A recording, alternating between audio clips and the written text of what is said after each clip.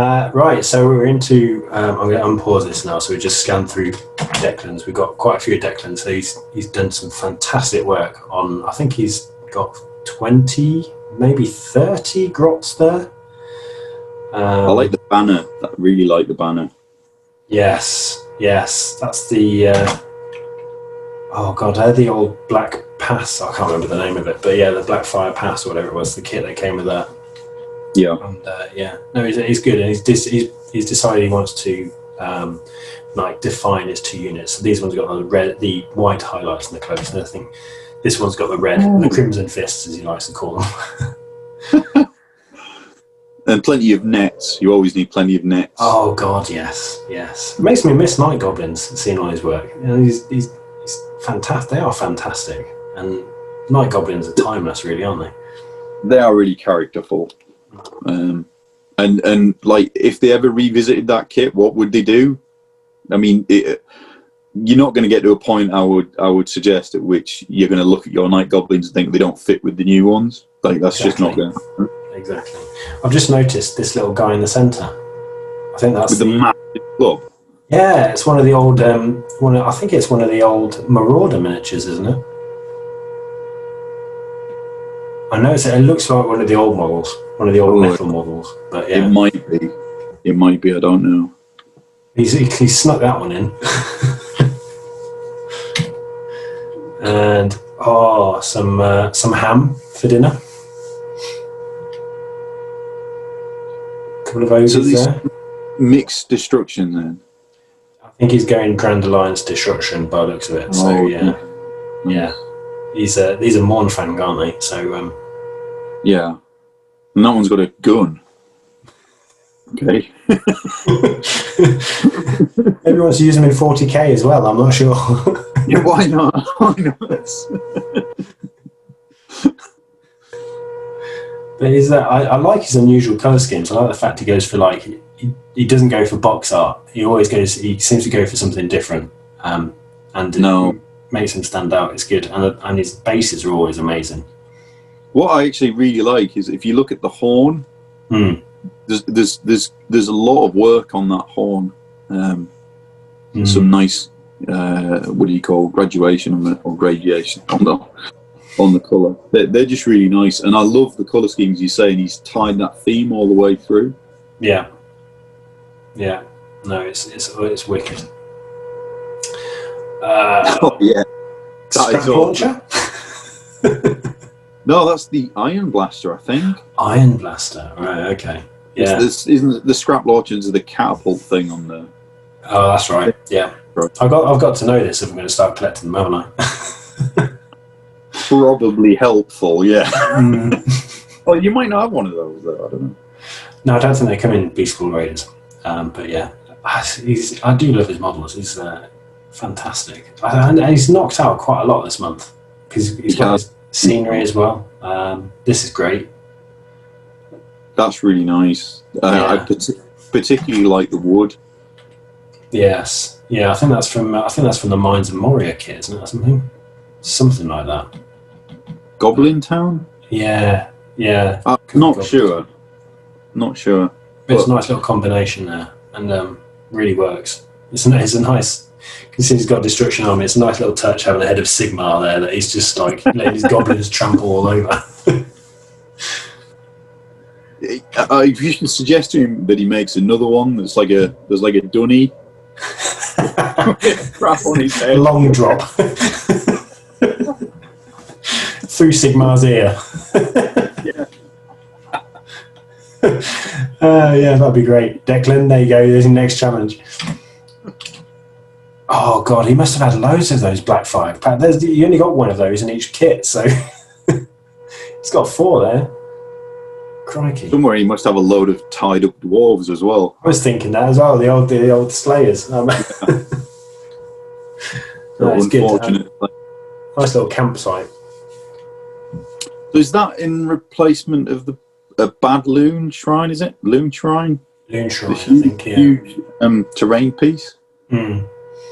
We'll have to ask him if he's using this instead of that. I don't know. It's a nice idea. It makes use of those old pieces. And this is some of his cave scenery, I think. He's got a couple of bits of this.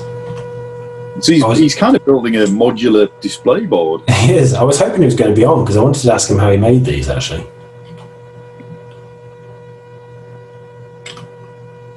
Be interesting to know. I think it's like a styrofoam base by the looks of it, something like that. But then these bits, no idea how he made those peaks. But it's very realistic. They do look like proper stalactites. Are they stalactites or stalagmites? I never know. Tides go up, mites go down, apparently. I think. I thought tights had to hold on tight. Oh no, tights go down. My God. I don't know. Whatever. Hang on. Oh no, the Google's coming out. I've probably spelled that wrong. I can't spell it. Oh, they're down. Stalactites are down. There we go.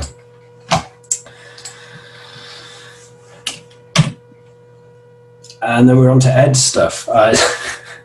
And Ed had nothing submitted until an hour ago. Yeah. So these are his, I can't remember what their name is, Wardens, I think, aren't they? So he's got his endless spell, it's got some Wardens. And again, I love the brown and these white theme he's got going. They're really, really beautiful models. His white painting is stunning. Yeah, somebody else in the chat was asking about how he got that effect, and maybe if we can get him on next time, he can talk through it a bit more. But they look really great. I also think he's playing us a little bit because he's like, oh no, I haven't got anything ready, and then an hour before, there you go. Here's 50 models. They look brilliant. Yeah. The headdresses are fantastic, and they're not big models either. No. He's got some really nice working on the faces. Yeah, and the shields as well. You see the blending from the shields going from that very dark brown to that lighter brown. It's beautiful. I'm looking forward to. Well, I was going to say I'm looking forward to playing them at some point, but he's just going to absolutely wreck my face on the way. And then we've got Matt's miniatures. So these are 15mm miniatures that Matt's printed himself. He's designed and printed himself. Bloody hell. So he sculpted these on a computer. I think he said he mixed bits of different kits together and then printed them out. And he's doing it for a 15mm project. He's doing so. Yeah. So these are his Amazonians. Oh, cool. Yeah. Or as people on the chat have referred to it as his porn army. Okay. Because they're all naked. So yeah. So is there a rule set for them? It's Pars. Pars on the chat made a 15mm rules set, and he's asked a few guys into the chat. So if you want to have a go at 15mm, then add that to your projects as well. Well, maybe after I retire, I'll have it. And right there, we've got Matt's. This is one of his Tyranids, and he's painted in this colour schemes that you get on the old 2nd edition Tyranid Codex. Yep, know it well. That is the old Hive Tyrant, isn't it? And I think he's done a bang-up job of that. That is wicked. Absolutely wicked. Brings back memories. I'm not even sure what Hive fleet that was supposed to be, that colour scheme, but yeah. It's wicked. I don't know. I don't think they had specific Hive fleets back then, did they? I think that was more of a recent addition. If it had to be one of them, I would guess it would have to be Behemoth. But nowadays they're red and blue, I think. Yeah. And these are his Caradron Overlords. So I think these are obviously not been painted this month. This is just stuff he's painted in the past. I think he just wanted to show what he's capable of. And yeah, these are amazing. You get the feel of cold off them straight away.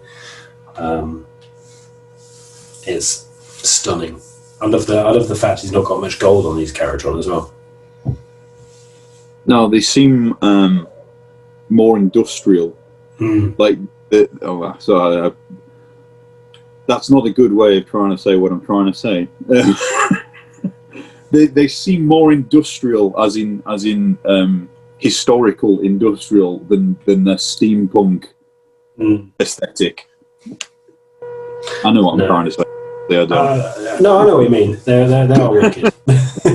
they're more like a Victorian steampunk than the steampunk of you'd like 40k or It's. I love the snow. I love the fact he's added little flecks of snow everywhere. I think that's a fantastic little touch.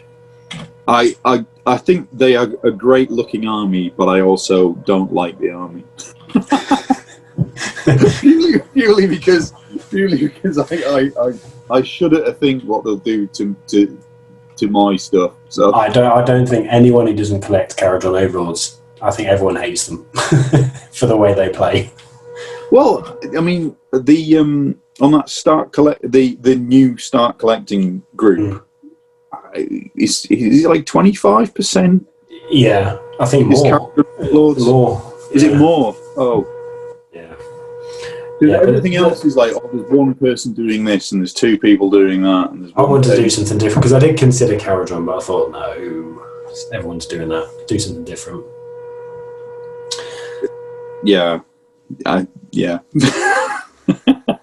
Tells you something. And then these are Paul's Chaos. So again, he's just painted an entire Chaos Legion in a month. These are his own colour scheme. I think they're a very Alpha Warriors or Alpha Legion-esque to me. But the amount he's done, again, is just phenomenal.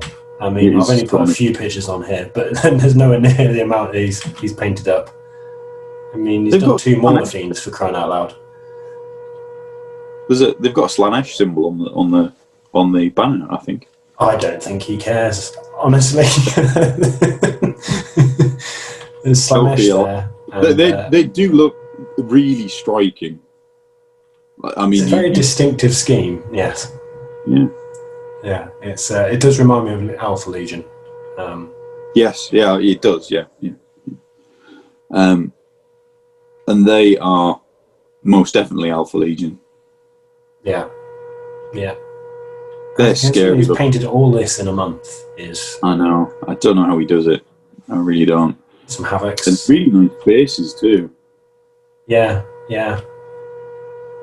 So they Havocs. I think they're Havocs. Oh, the Havocs are the flying ones, actually, aren't they? I don't know what these ones are. I think these are just normal, whatever the Chaos equivalent is of tactical Marines are, but they're the Devastators, and these are the tactical Marines. We refer them as Imperial titles because that's all I know. Oh, one of them's got a pretty cool axe there as well. And it's got some hand-painted symbols there as well, I think. Goodness me. So, an entire army, hand-painted, symbols, a couple of large vehicles, and and he's done those some sweet-looking shoulder pads. If you just pop back one picture, look at those shoulder pads. Yeah. I wonder where he got those from. They must be... they don't come with a kit, do they? I think there must be some kind of separate buy. But yeah. Well, the Chaos guy, you must know this. Well, you can get the shoulder, or some shoulder pads at least. You can get printed on shapeways and things like that. Yeah, and Etsy and stuff. Yeah. Yeah. Wow. I mean. So they possessed, I think. I think so. Yeah. Yeah. His photography leaves something to be desired.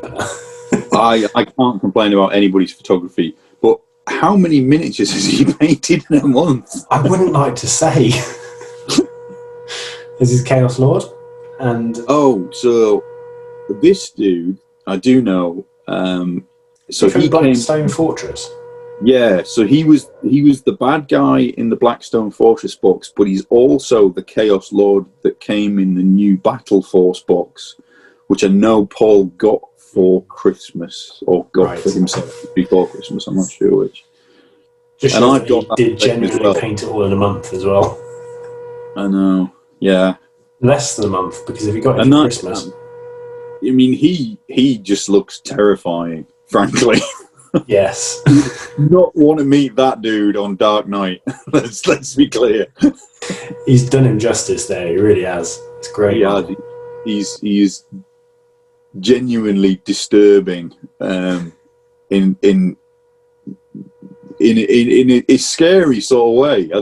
There's something not quite right about him. Yeah, that is a really, really nice take on him. And mine, of course, is still in the box on the sprue. So. And these are just pictures of the armies that he painted last month having a battle. So these are just his Russians. Cool. Oh, wait. Wow. This is my treat to you. This is the first ever miniature I ever painted in my painting career. So that is second edition box set again? Second edition box set, yeah. 1993. Yep, with all I painted the that when I was 12. Well, 11 actually, I think. But yeah. That's not that bad. It isn't that bad. Well, yeah, okay. I'm going to strip that. There's a guy might as well get a knife to it and try and carve the paint off, I think. If you've got another one of those... I've got hundreds of them. Why don't you paint one of those as best as you can and then do a comparison? All right, then I'll do that. I'll do that this month then. I'll see what it comes out like. But this is what like there's so much more and better information out there now about how to paint and what to paint, and there's better materials out there now. Whereas I know when you started and when I started, it was there is a box, here are some paints. Go play. Have a go. Yeah, go mad. And that was basically it. And if you were fortunate and had money to burn that you didn't want to burn on miniatures, you could maybe buy a book. Yeah. Or there might be something in a magazine, and then you would sit there saying, so it says that they use these paints, and they got this, and I use these paints. I got this.